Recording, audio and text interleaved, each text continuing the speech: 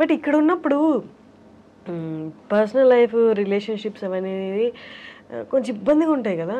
ఇప్పుడు ఎక్కడ లేచి పరిగెట్టాలి, ఎక్కడికి వెళ్ళాలి, ఏం చేయాలి, నెక్స్ట్ ఏంటనేది ప్రెషర్ ఎక్కువ ఉంటుంది, వాళ్ళకి అంత టైం ఇవ్వలేదు. ఇక్కడ ఉన్న ఫీల్డ్లో ఉన్న వాళ్ళకి రిలేషన్షిప్ మెయింటైనింగ్ చాలా కష్టం అవుతుంది. ఇప్పుడు అదే అంటారు కదా, అంటే ఇంకోటికైతే నువ్వు తీసుకొచ్చి ఎక్స్ప్లెయిన్ చేసి you have to make them understand my field is this. నువ్వు చెప్పడంలోనే నీకు సగం టైం అయిపోతుంది. I mean some days or years into marriage, it will take time for you to explain them that okay na field inta idi how ante danike time ichukuntawa deenike time ichukuntawa. Maximum marriage ana topic ni manandaram push cheyadaniki reason em untundante అర్థం చేసుకునే person is very important. అంటే నీకు already అర్థం చేసుకోవడం ఇంకా కష్టం.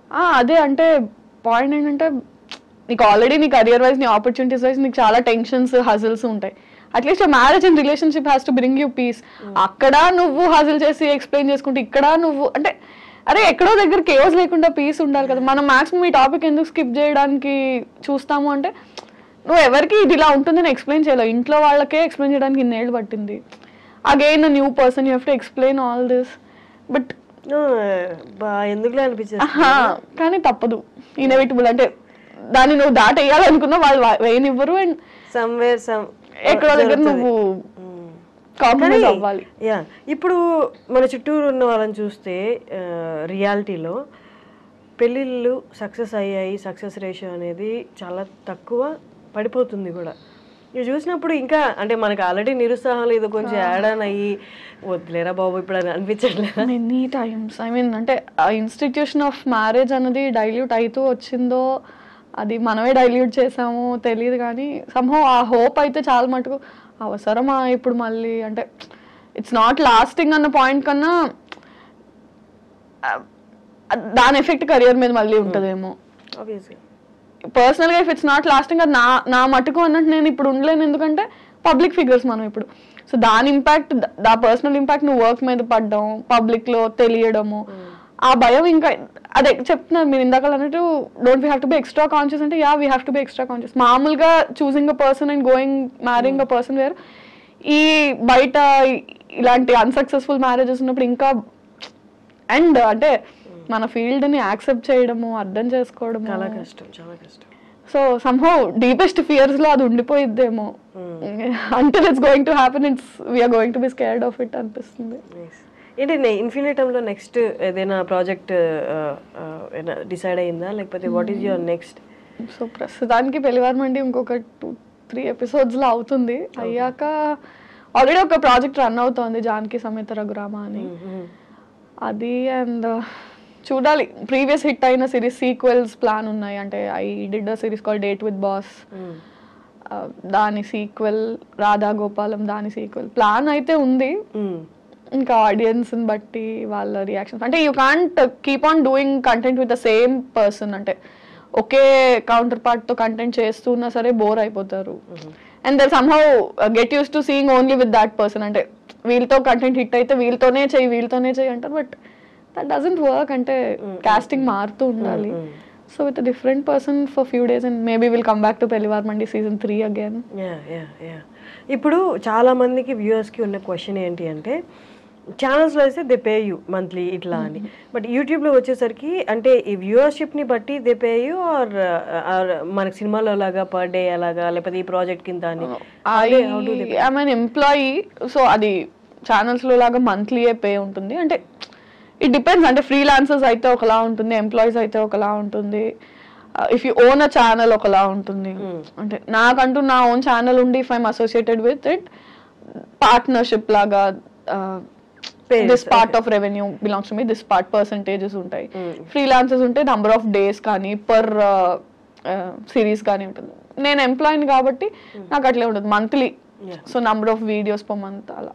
So it depends on different people. Now that I am associated with Infinitum, I am an employee with Infinitum. So salary. Finally Prasad గారు నేను ఇంటర్వ్యూ చేశాను. అమ్మో అమేజింగ్. అసలు తన టాలెంట్, తనకి వాక్చాతుర్యము, రైటింగ్ మీద ఉన్న గ్రిప్ అసలు ఎంత అంటే, నాకు తెలిసి నేను చూస్తున్నా 3-4 ఎపిసోడ్స్ ఏమో చూసినప్పుడు ఒక దాంట్లో రైటింగ్ అనేది ఎక్కడొక్కడే ఎవాపరేట్ అయిపోద్ది, ఇంకా స్కిల్ అంతా ఎవాపరేట్ అయిపోయి ఇంకేముండదు, ఏదో ఒకటి సర్దుదాము సర్ది కట్టేద్దాం అన్నట్టు ఎక్కడా అనిపించలే. ఏ ఎపిసోడ్కి ఆ ఎపిసోడ్ అన్న ఆ మాటలు రాయడం కానీ చాలా టాప్ నాచ్ అనిపించింది. వెరీ అంటే వెరీ టాలెంటెడ్. నేను ఎప్పుడు ఆయనతో అంటాను, యూ హ్యావ్ సరస్వతీదేవి మీ దగ్గర ఉన్న రోజులు యూ విల్ ప్రాస్పర్ అని. అంటే ఈజ్ వెరీ టాలెంటెడ్ లేండి. అంటే ఆ విషయంలో అదే అంటున్నాను, చాలా మంది పాపం మన ఇండస్ట్రీలో మన ఫీల్డ్లో టాలెంటెడ్ ఉన్నారు. రైట్ టైం తను కూడా చాలా రోజుల నుంచి ఉన్నాడు. ఆల్మోస్ట్ అంటే I don't know how many number of years, but నేను వచ్చి 4 ఏళ్ళు అయింది, తను నాకన్నా చాలా ముందు నుంచి ఉన్నాడు. అండ్ ప్రాపర్ బ్రేక్ తనకి వచ్చి ఉండింది, కానీ చాలా హ్యూజ్ సక్సెస్ ఈ మావిడాకులు పెళ్లివార్ మండితో నెక్స్ట్ లెవెల్కి వెళ్ళిపోయాడు. పీపుల్ నో హిమ్ ముందు కూడా, very successful he was. So మెట్టు ఎదుగుతూ now that is working for films also, రాస్తున్నాడు. గుడ్. అంటే వెన్ మనుషులు ఎదుగుతుంటే యూ ఫీల్ నైస్ మన వాళ్ళు అనే దట్ ఫీలింగ్ ఇస్తారు. నార్మల్లీ ఒక యాక్టర్ మన స్టార్టింగ్లో కొంచెం రిలేటెడ్గా దీనికి మాట్లాడుకున్నాం, బట్ క్వశ్చన్ ఫార్మాట్లో ఇప్పుడు అడుగుతున్నాను. నార్మల్లీ ఒక యాక్టర్ ఏ ఇమోషన్ అయినా కరెక్ట్గా ఇమోట్ చేయాలి అంటే పర్సనల్లీ తన ఆ ఇమోషన్ని గట్టిగా ఫీల్ అయి ఉండాలి అని.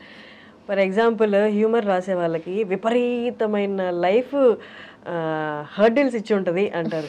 అలాగా యాజ్ అన్ యాక్టర్గా నువ్వు ఫుల్ ఫ్లెడ్జ్డ్గా నువ్వు కనిపించాలి అంటే నీ యాక్షన్లో నువ్వు అన్ని ఇమోషన్స్ గో త్రూ అయి ఉండాలి అని. How far do you agree with that?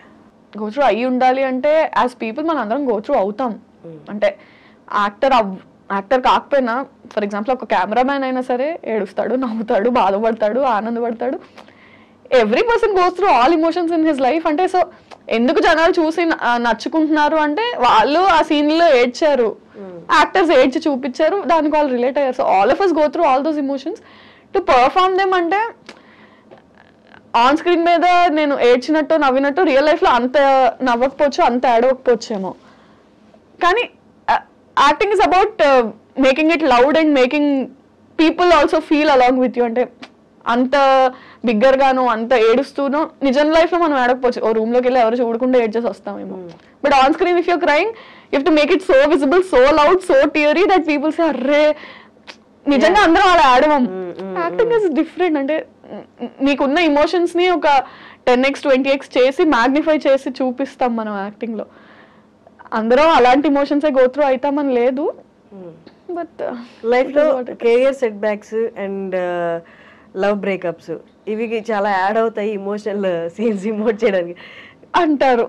But అంటే I should tell you I seen writers అంటే ఎంత ఇమోషనల్ సీన్స్ బ్రేకప్ లవ్ గురించి ఎలా రాస్తారంటే అదే ఖచ్చితంగా వీడు ఒక 4-5 సార్లు జీవితంలో దెబ్బతిని ఫినాన్షియల్ గా పడిపోయి చూస్తే రిచ్ లైఫ్, అది అసలు ఏం గోత్రూ అయి ఉండకుండా ఏం ఒక లవ్ స్టోరీ లేదు, ఏం లేదు, చిల్లర. కానీ ఎలా బ్రో ఇంత బాగా రాసావు అంటే ఇట్ కమ్స్ అంతే.